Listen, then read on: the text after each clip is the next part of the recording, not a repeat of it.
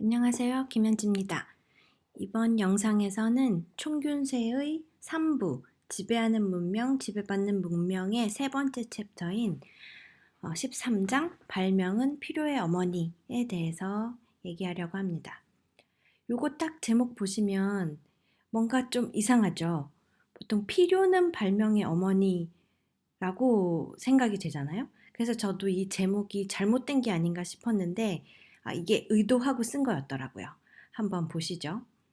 그래서 왜 발명의 기술들은 각 대륙에서 다른 속도로 발전했을까?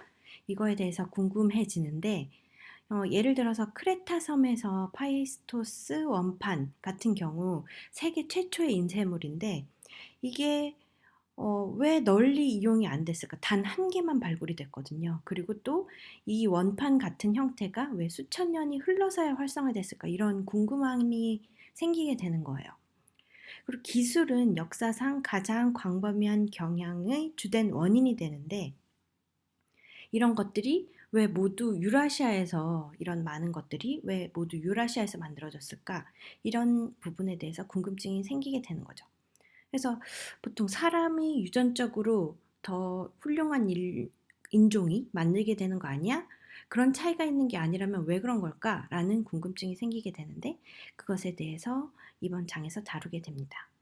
그래서 왜 이제 특별한 음, 곳에서 발명이 기술이 발전했나에 대해서 이론들이 있는데 하나는 발명의 영웅 이론, 누군가 특이한 대단한 사람들이 있어서 그렇다. 그들이 만들어서 그렇다라는 이론이 있고 또 이런 발명들이 있을 때 혁신이 일어났을 때 사회에서 수용성 있는 그런 사회에서 발전이 기술 발전이 먼저 됐다라는 이론들이 있죠. 자, 발명은 필요의 어머니라는 제목인데 필요는 발명의 어머니라고 아까 전에 말씀드렸듯이 우리는 생각을 하죠. 필요하면 나온다. 그 예들이 이런 게 있죠. 맨해튼 프로젝트 같은 경우에 원폭을 만들기 위해서 생겨난 프로젝트였는데 독일보다 먼저 원폭을 만들어야 돼. 이기기 위해서는 꼭 이걸 해야만 해. 라고 달렸었는데 그래서 3년 만에 핵 공격할 수 있는 무기를 만들게 되죠. 이게 필요하면 나오게 되는 한 예고 또 하나는 미국 남부에서 수작업을 대신하기 위해서 조명기가 나오게 돼요. 이것도 더 편리해지기 위한 목적을 가지고 그 필요에 의해서 만들어진 거죠. 그리고 증기기관 같은 경우는 영국 탄광에서 배수 문제를 해결하기 위해서 만든 케이스예요. 하지만 이렇게 필요하면 나오는 것들도 있지만 대부분은 호기심이나 주물럭거리다가 나오게 된 경우가 훨씬 더 많다는 거죠. 그래서 만들긴 만들었는데 그거에 대한 수요는 없고 용도를 오히려 찾아야 되는 그런 상황이었던 경우가 더 많습니다. 에디슨이 만들어낸 물건들 중에서도 그런 게 굉장히 많았고요. 그래서 예를 들어서 축음기 같은 경우는 에디슨이 만들어 놓고 쓸모를 막 찾은 거예요. 그래서 그때 만들어낸 쓸모가 죽어가는 사람의 유언을 남기기 위해서 정말 좋을 거다. 시각장애인들을 위해서 책을 녹음하는데 쓰면 굉장히 좋을 것 같아. 시간 알람 하는데 쓰면 좋을 것 같다. 이런 쓸모들을 만들어냈던 거죠. 그리고 몇 년 후에는 상업적 가치가 없다고 선언이 됐었고요. 그리고 또 더 몇 년 후에는 사무용으로 구술하는 기계로 쓰였었고, 그리고 그 더 뒤에 한참 뒤에서야 주크박스로 사용하게 됐었죠. 그리고 또 사실 축음기는 결국에는 음악을 듣는데 널리 퍼지게 됐었잖아요. 근데 만약에 그때 처음 이걸 음악을 듣는데 썼을 때는 에디슨은 이 사용 방식에 대해서 반대했다라고요. 이건 사무용인데 그런 식으로 쓰면 안 된다라고 반대했다고 해요. 그러니까 굉장히 쓸모와 발명 사이의 관계가 모호한 묘한 것을 볼 수 있죠. 그리고 또 초기 발명품은 굉장히 한심한 수준이기 때문에 개량을 위해서 시간 비용을 투자할지 판단이 굉장히 어려웠었죠. 그래서 한참 지나고 나서야 투자를 굉장히 많이 해서 발전하고 나서야 쓸모 있게 되는 그런 경우도 굉장히 많았어요. 그리고 참고로 이렇게 제가 띄어쓰기가 잘못된 경우 굉장히 많거든요. 쓰면서. 근데 그거는 어, 감안해서 봐주시길 바랍니다. 중간중간 오타도 나오는데요. 제가 그것까지 다 체크해서 정리를 하진 못했어요. 그거는 양해해 주세요. 그리고 발명의 영웅 이론에 대해서 아까 전에 잠깐 말씀드렸는데 그걸 주장한 사람들이 있죠. 근데 그 문제점이 있는데요. 사실상 무에서 유가 나오는 경우는 거의 없어요. 그래서 와트의 증기기관도 사실 와트가 만들었다라고 널리 알려져 있지만 그 전에 또 그 전에 또 그 전에 계속 그 전에 누군가가 닦아 놓은 그 기반 아래 하나하나 쌓여가면서 아까 말한 듯이 초기 발명품 굉장히 한심한 수준이어서 덮어지고 그 후에 굉장히 많은 과정들이 쌓여지고 나서야 쓸모 있게 되는 경우가 굉장히 많습니다. 백열전구도 그렇고 비행기도 그렇고 전신기도 조명기도 처음에 누군가가 딱 만들어서 바로 쓸모 있게 만들어진 경우는 굉장히 드물죠. 그래서 인제 말하자면 파이스토스 원판을 만든 이의 비극은 그 시대에 대규모로 이용될 수 없는 물건을 만들었다는 거였던 거예요. 이분이 굉장히 잘 만들었지만 살아생전에 널리 쓰이게 되는 것까지는 못 본 거죠. 기술은 발명된 이후에 그 용도가 발견되곤 합니다. 그래서 말하자면 영웅의 개별 행동이 아닌 누적된 행동을 통해서 발전하게 되고요. 또 필요로부터 발명이 된 게 아니라 발명을 한 후에 용도를 새로 발견하는 이런 경우가 거의 대부분이었다는 거죠. 그래서 발명은 필요의 어머니라는 이 챕터의 제목이 사실은 어, 진실이었던 거예요. 그래서 이 저자는 유기니에서 최초로 이 책을 쓰게 된 그 얄리가 있었던 그 유기니에서 이제 연구를 많이 했었는데 그래서 유기니인들을 보면 어떻게 발명이 이루어졌는지를 판단할 수 있었다라고 해요. 그래서 이분이 연구하러 가서 뉴기니에서 이제 캠핑을 하잖아요. 숙소를 만들고 거기서 생활을 하는데 그러고 나서 이제 철수할 때 말하자면 쓰레기 같은 게 남는 거예요. 뭐 깡통도 남고 뭐 껍데기, 뭐 물건 쌌던 포장지도 남고 그러는데 유기니 사람들이 와서 그것들을 이제 주워가는 거예요. 이거에 쓸모가 있지 않을까 하고선 신기하고 그러니까 가져가서 연구를 그때부터 하는 거죠. 그래서 예를 들어서 깡통 같은 경우에는 머리에 이제 장신구로 달기도 하고 뭐 북 같은 거로 쓰기도 하고 이런 식으로 한참 고민한 후에 그걸 사용한다고요. 그래서 그걸 보면서 아, 옛날에 우리의 발명이 이런 식으로 되었고 쓸모가 이런 식으로 덧대어졌겠구나라는 것을 관찰할 수 있는 거였다고 합니다. 그리고 사회에서 발명품이 수용되는 데 미치는 요인들은 일단 하나는 발명가가 해야 될 일은 첫째로 기술의 용도를 발견하는 거였어요. 아까 전에 니즈를 찾았다고 했죠. 또 하나는 사회가 그 기술을 채택하도록 설득하는 것. 이 두 가지가 발명가가 할 일이었다고 해요. 이게 사실 좋다고 해서 받아들여지는 게 아니고 굉장히 다양한 다이나믹스가 연결돼서 결국에 모든 게 이렇게 잘 맞았을 때 그때 채택되곤 하는데요. 예를 들면 커티 자판 너무나도 유명하죠. 아직도 사용되고 있는데 사실 커티 자판은 제일 처음에 자판기가 타자기로부터 시작했잖아요. 지금은 컴퓨터 자판으로 쓰고 있지만 타자기로 만들어졌을 때 고안됐을 때는 느리게 치게 하려고 구성을 했다라고 해요. 그래서 많이 차는 자판을 흩어둬서 이렇게 오른쪽에서 하나 날라오고 왼쪽에서 하나 날라오고 이렇게 해서 그 하나씩 날라오는 그 타자기의 활자들이 서로 꼬이지 않도록 구성이 된 거라서 효율성이 그렇게 좋은 자판 배열이 아니라고 해요. 그래서 그 후에 이 효율성 높이기 위한 자판은 속도가 2배, 힘은 95%나 감소했지만 결국에는 지금에도 모든 사람들이 거의 대부분의 사람들이 쿼티 자판을 쓰고 있죠. 이런 게 굉장히 오묘한 사회의 흐름, 기술의 발전하는 역사에 있어서 굉장히 신기한 요소인 것 같습니다. 좋기만 해서 받아들여지는 건 아니라는 거죠. 그리고 또 한 예는 영국이 오랫동안 전기 조명을 선택을 안 했었는데요. 이것도 그 당시에 석유 조명 이런 것들을 가지고 있었던 기득권들과의 그런 오묘한 알력 싸움이나 이런 것들에 의한 것도 영향을 끼치곤 했었죠. 또 하나는 수용에 영향을 주는 요인들이 있는데요. 경제적으로도 이점이 되어야 되고 사회적 가치관이나 위신에 대한 부분도 있고 또 기득권과 양립 가능한가 양립 가능하지 않으면 굉장히 들어오기 힘들었었던 거죠. 그리고 이점을 얼마나 쉽게 확인 가능한가 눈에 딱 보인다면 그게 받아들여지기 더 쉬운데 이게 말로 설명하기 힘들고 실제로 이렇게 숨어져 있는 그런 맥락이 있는 그런 부분이면 사실상 바로 수용하기 어려운 부분이 있는 거죠.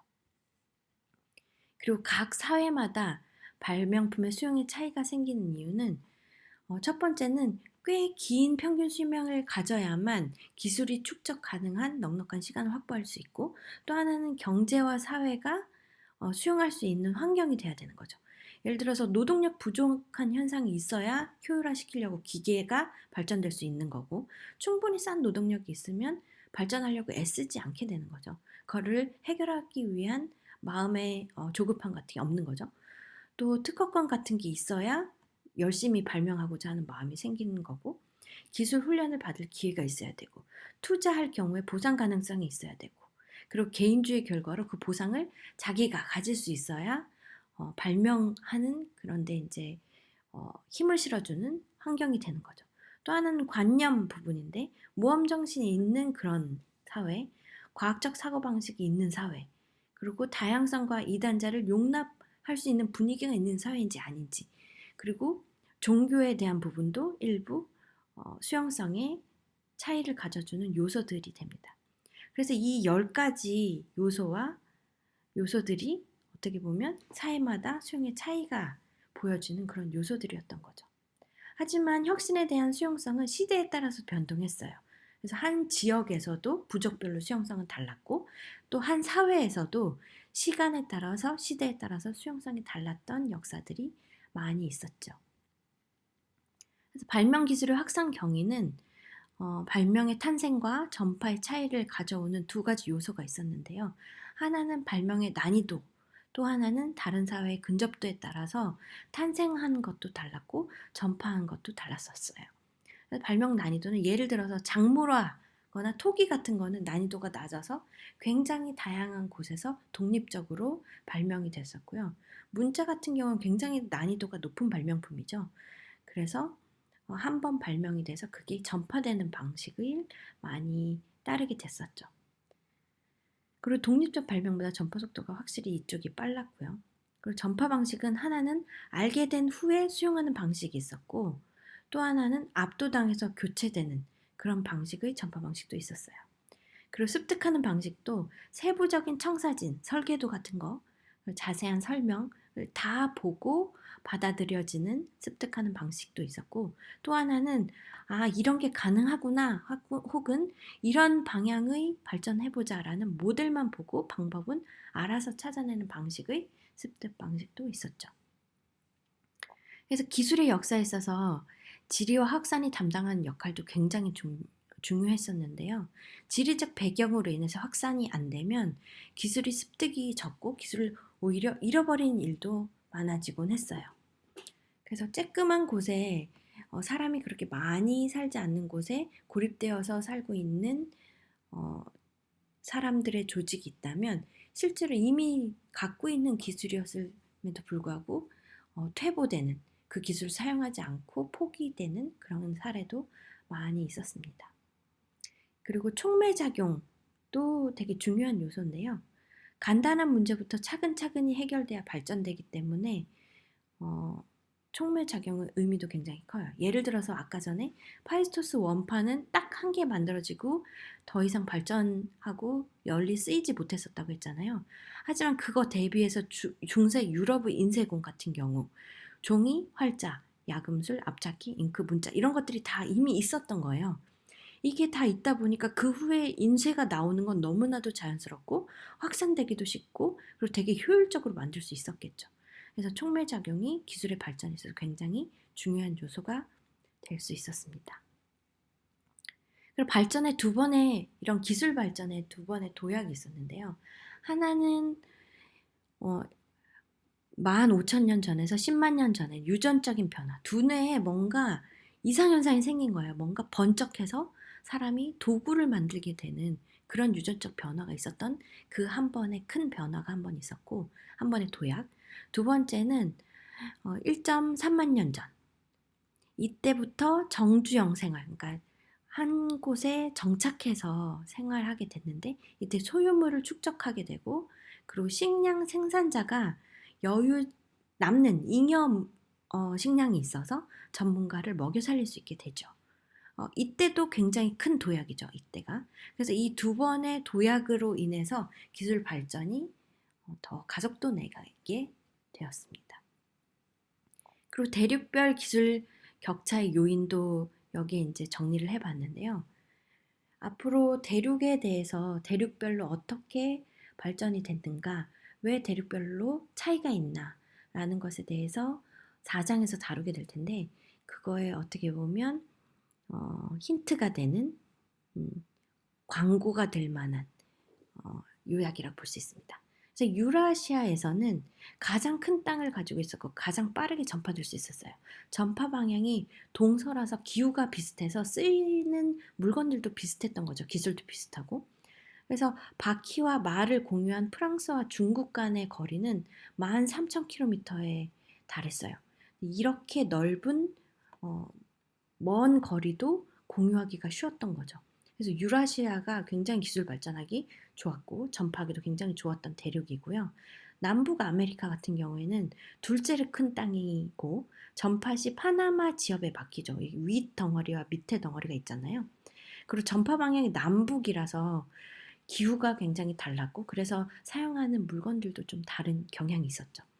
그리고 바퀴와 라마를 공유 못한 중앙아메리카와 잉카 제국 간의 거리는 1900km에 밖에 안 됐어요.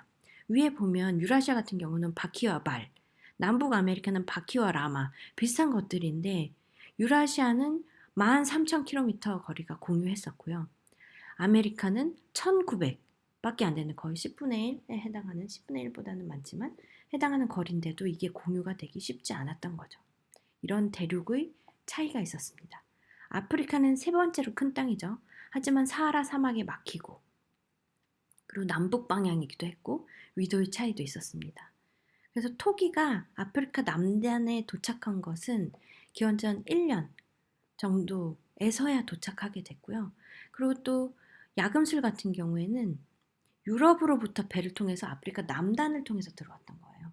그래서 대륙이 사실 연결되지 못하고 거의 섬과 같은 기술의 전달에 있어서는 거의 섬과 같은 그런 경향을 띠기도 했었어요. 오스트레일리아 같은 경우는 가장 작은 대륙이죠. 그래서 식량 생산이 독립적으로 시작하지 못했고요. 그리고 금속 인공물을 만들어내지 못한 유일한 대륙이라고 볼 수도 있습니다. 그래서 이렇게 대륙별로 기술이 발전하는 데 있어서 굉장히 다른 경향성을 보이고 있죠. 그래서 면적과 인구와 확산 난이도, 식량 생산 출발 시기 이런 것들이 촉매 작용 같은 데도 영향을 또 받아서 기술 발전 차이가 가속화되게 되었죠. 그래서 13장에 있어서는 기술이 어떻게 발전했나, 그리고 기술 발전에 영향을 주는 요인들은 어떤 것이 있나 이런 것들에 대해서 살펴보았습니다. 다음 장에서는 평등주의부터 도축정치까지 요 챕터에 대해서 다뤄보게 되겠습니다. 그럼 다음 영상에서 만나요. 안녕.